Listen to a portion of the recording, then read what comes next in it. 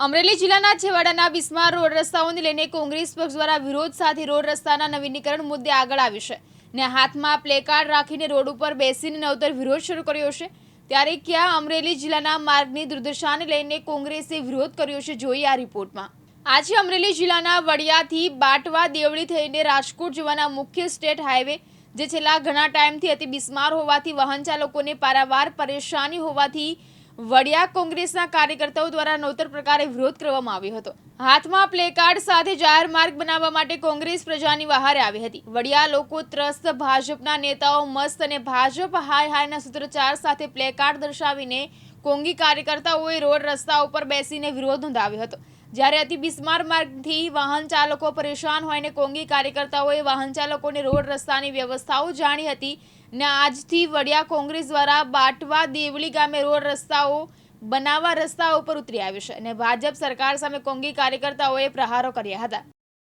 સત્યમ મકાણી કિસાન કોંગ્રેસ પ્રમુખ અમરેલી આજ રોજ વડિયા કુકાવ કોંગ્રેસ પરિવાર દ્વારા વડિયાથી જે બાટવા દેવળીનો અતિ બિસ્માર હાલતમાં જે રસ્તો છે તે રસ્તા માટે જે લોલીપોપ આપવામાં આવે છે નેતાઓ દ્વારા, અધિકારીઓ દ્વારા, તેના ભાગરૂપે આજ રોજ કોંગ્રેસ પરિવાર રામધૂનનો કાર્યક્રમ રાખેલો હતો। અને અત્યારે હું તમને કહું કે રસ્તાની અંદર જે પણ વાહનો લઈ અને યાત્રિકો નીકળે છે એને પૂછીએ અમે કે ભાઈ શું તકલીફ છે, તો ઘણા તો એવું કહે છે કે દેશી કાઠિયાવાડી ભાષામાં કે ભાઈ અમારી તો પેસુટી ખાઈ જાય છે। જે બાટવા દેવળીથી વડિયા પહોંચી ત્યાં સુધીમાં પેસુટી ખાઈ જાય છે, જે કાઠિયાવાડી શબ્દ છે તેનો પણ ઉપયોગ કરે છે અને માણસોની કૈડું પણ ભાંગી જાય છે એવા પણ ઉપયોગ થાય છે। પણ અત્યારે હાલત હકીકતે તમે જોવો રસ્તાની તો આ 5 કિલોમીટર જવું હોય તો માણસો ફરીને જવા મજબૂર થાય છે કે ભાઈ અહીંયા નથી હાલવું, એવી તકલીફ છે। તો આવનારા દિવસોમાં જે આ રસ્તાની લોલીપોપ છેલ્લા 2 વર્ષથી બધા પબ્લિક સાંભળે છે આ વિસ્તારની, તો આ રસ્તો તાત્કાલિક ધોરણે મંજૂર થયેલો રસ્તો જો ગણાવવામાં આવતો હોય, આપણા કાર્યકર્તાઓ દ્વારા ગણવામાં આવે છે કે આ રસ્તો મંજૂર થઈ ગયો છે, તો મંજૂર થયો છે તો ક્યારે થશે આ રસ્તો? કે માણસોના રસ્તાની અંદર એક્સિડન્ટ થઈ જશે ત્યારે રસ્તો થશે, કે કોઈના જીવલેણ અકસ્માત થશે ત્યારે આ રસ્તો થશે?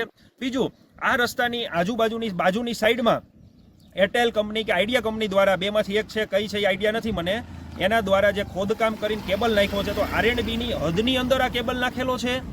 એની મંજૂરી જો લીધેલી હોય તો R&B એની હદમાં શું કામે નાખવા દે છે? નાખવા દે છે તો રસ્તાની અંદર હજી પણ ખાડા છે, ખાડા બુરેલા નથી। તમને હું અમારે હનુમાન ખીજડીયા લઈ જાઉં, હનુમાન ખીજડીયાના રસ્તા ઉપર તમે જોવો ને તો ખાડા એમનમ જ છે, અહીંયા પણ એમન છે। આવનારા દિવસોમાં ઘણી ગાડીઓ છે, થોડોક વરસાદ પડશે ને, વરસાદ તો 12 માસી થઈ ગયો છે, ડબલ એન્જિન સરકારની જેમ 12 માસી થઈ ગયો છે કે થોડોક વરસાદ આવશે તો ગાડીઓ ખૂતી જશે, એક્સિડન્ટ થશે, અકસ્માત થશે, તો એનું જવાબદાર કોણ?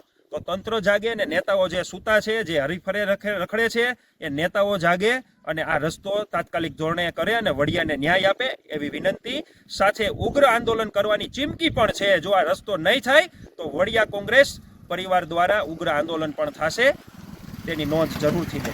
વડિયાથી બાટવા દેવળીનો રોડ છેલ્લા 3 વર્ષથી અતિ બિસ્માર હાલતમાં છે। અનેક રજૂઆતો કરવા છતાં આજ દિન સુધી વડિયાના રોડનો પ્રશ્ન નિરાકરણ થયો નથી। સોશિયલ મીડિયામાં, પત્રકારો દ્વારા, આગેવાનો દ્વારા અનેક રજૂઆતો ધારાસભ્યને કરવા છતાં ધારાસભ્ય અહીંયા રોડ ઉપર હાલે છે છતાં એના પેટમાં પાણી હાલતું નથી, અધિકારીઓ હાલે છે છતાં એના પેટમાં પાણી પડતું નથી। વડિયાને વિકાસમાં વંચિત શા માટે રાખવામાં આવે છે એ આપના માધ્યમથી જાણવા માંગુ છું। હરેક કામમાં મોડું વડિયાના જો આગામી સમયમાં રોડનું કામ પૂર્ણ નહીં થાય તો વડિયા કોંગ્રેસ પરિવાર દ્વારા અનેકો પ્રોગ્રામ આપવામાં આવશે। જ્યાં સુધી વડિયાની જનતાને ન્યાય નહીં મળે ત્યાં સુધી અમે અનેકો પ્રોગ્રામ આપતા રહીશું। વડિયાની જનતાને ન્યાય જોઈશે। ભરત ગોંડલિયા, દિવ્યાંગ ન્યૂઝ, અમરેલી।